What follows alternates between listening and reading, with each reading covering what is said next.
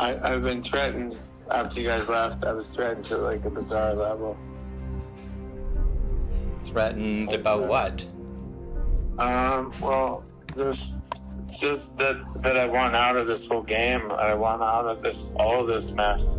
You want to stop dealing drugs? I care about human life. I really, really do. I care with a heart that's made of gold. And is Tanner Murray one of the people threatening you? Yes, and his brother. And his brother. So that's Aaron Linklater.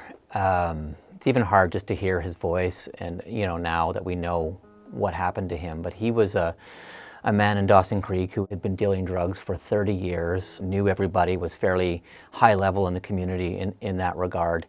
He was also the prime suspect in one of the murders in the community. I ended up speaking with him over the phone over several months. We texted a lot and talked about what it was like to live in Dawson, what it was like to sell drugs in Dawson, his sort of perspective on why things were so bad in Dawson. Last fall, we got a phone call from a contact who said police are at his house.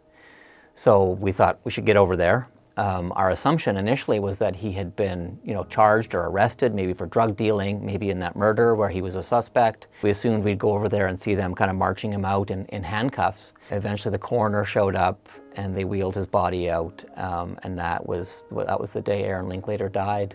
We didn't expect it. We knew he'd been threatened. We didn't think he would die like that so suddenly.